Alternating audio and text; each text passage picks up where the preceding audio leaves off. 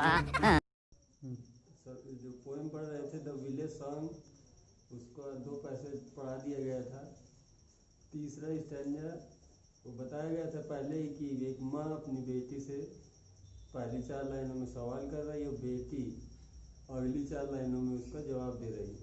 तो एक एक वार्तालाप उनका हो चुका है और एक और है अभी।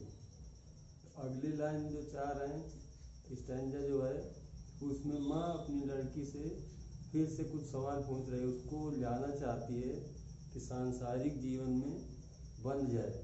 हर तरह का वो प्रयास कर रही है अपनी बेटी को सांसारिक बंधनों में बांधने के लिए।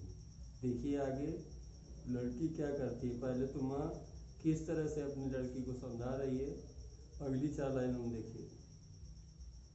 Honey child the world is full of pleaser. अपनी लड़की से बता रही है कि प्रिय बेटी ये संसार खुशियों से भरा हुआ है। A bridal songs and cradle songs and sandal scented leisure भी आनंद होता है। कह रही है कि चारों तरफ खुशियों का माहौल है, मधुर गीत गाए जा रहे हैं, मंगल गीत गाए जा रहे हैं, चारों तरफ रंग गुलाल फैला हुआ है, मतलब सजावट हुई है। Your bridal robes are in the loom कपड़ा जिसमें बनाया जाता है करगा, वो होता है। कह रहा है कि तुम्हारी जो शादी वाली पोशाक है वो भी बिल्कुल तैयार है। उसका कलर आगे दिया है सिल्वर एंड सैफरान। ग्लो जानते हो चमकना होता है, लेकिन तुम्हारी पोशाक बिल्कुल तैयार है, बिल्कुल चमक रही है। Your bridal cakes are on the hearth.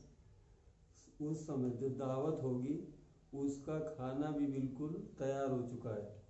और फिर लास्ट में वही सवाल कर रही है कि व्हाइदर आर यू गोइंग, मतलब वेयर आर यू गोइंग, कि तुम ये सब छोड़ के कहाँ जाना चाहती हो।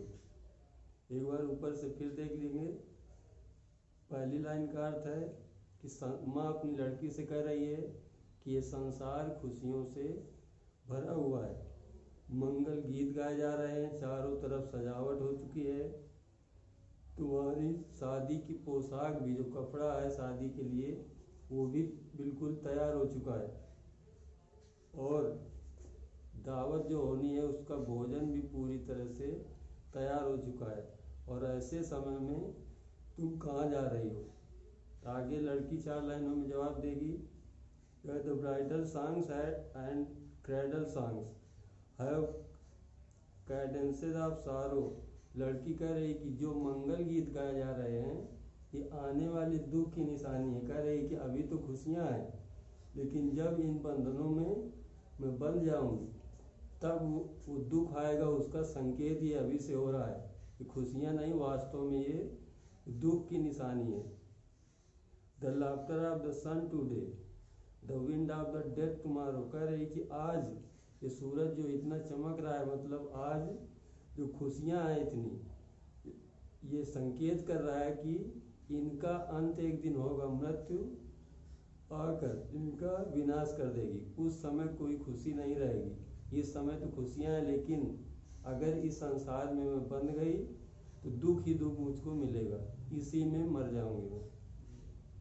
For sweeter sound the forest notes पर फॉरेस्ट स्ट्रीम आर फॉलिंग। कह रहे कि इस समय जो गीत गाए जा रहे हैं वो जंगल में अगर मैं जाऊंगी तो वहाँ पर जो चिड़ियाँ चहचहाती हैं जंगलों में, पेड़ों में, वो ध्वनि ज़्यादा अच्छी होगी यहाँ की खुशियों से। इस समय जो यहाँ पर खुशियाँ छाई हुई हैं, मुझे वही खुशी जंगल में मिलेगी जहाँ पर चिड़ियाँ पेड़ों पर इससे भी मधुर आवाज़ में गा रही होंगी। O mother mine I can not stay. अपनी माँ से कह रही कि अरे मेरी माँ, मैं रुक नहीं सकती। उसकी माँ रोकने का प्रयास कर रही है, लेकिन वो कह रही है कि मैं रुक नहीं पाऊंगी। The fairy folk are calling, फिर से कह रही है कि परियों का जो समूह है जंगलों में वो मुझको आवाज़ दे रहा है, इसलिए मैं रुक नहीं पाऊंगी, मैं जा रही हूँ। ये लास्ट वाला जवाब लड़की का हो गया। इसके साथ ही वो अपना घर छोड़कर चली जाती है। एक बार फिर से लास्ट वाली 4 लाइनें देख लीजिएगा। The the bridal songs and cradle songs have cadences of sorrow. पहली लाइन में बता रही है कि ये मंगल गीत जो गाए जा रहे हैं ये आने वाले भविष्य में जो दुख आएगा उसकी निशानी है। और जो खुशियाँ इस समय छाई हुई हैं वो मृत्यु का संकेत है। मतलब आज से ही मेरी ज़िंदगी में दुखों का समागम हो जाएगा, दुख आने शुरू हो जाएंगे। ये निशानी खुशियों की यही बता रही है। इससे अच्छी जंगल में चिड़ियों की आवाज़ मुझको लगेगी, इसलिए है मेरी माँ मैं यहाँ से जा रही हूँ, क्योंकि परियों का समूह मुझको बुला रहा है। तो कल क्वेश्चन दिए गए थे पहले वाले, उसको देख लीजिएगा अगर किए हैं। पहला क्वेश्चन था right the title of the poem. Title को बताए थे तो the title of the poem is लिख के टाइटल लिख दीजिएगा। द विलेज सॉन्ग है तो द का कैपिटल लेटर से टी रहेगा, विलेज का वी कैपिटल लेटर और सॉन्ग का एस। फिर इसी में क्वेश्चन है हु इज द पोइट। कवि कौन है, कवियत्री हैं तो हु को हटाकर उनका नाम लिख दीजिएगा। Sarojini Naidu is the poetess.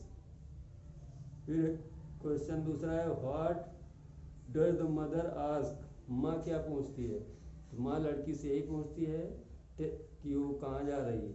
तो द मदर आस्क टेंस देखिएगा, क्योंकि डज लगा है तो प्रेजेंट इंडेफिनिट टेंस है, उसी के हिसाब से आंसर जब लिखोगे तो वो भी प्रेजेंट इंडेफिनिट टेंस में ही होना चाहिए।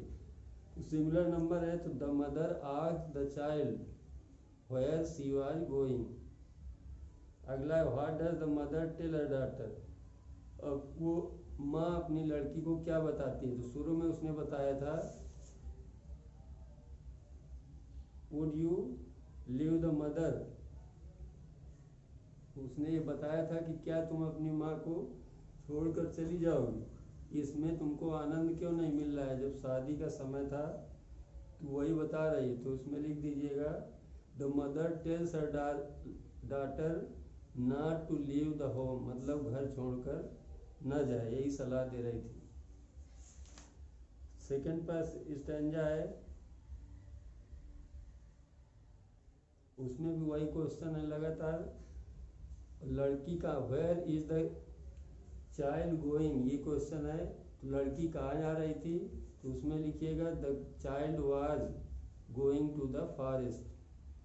ये पूरा पैसेज पूरी पोएम कंप्लीट हो गई है। और ये अगले जो दो स्टैंजा है इसके क्वेश्चन आंसर कंप्लीट कर लीजिएगा, कल आगे बताया जाएगा।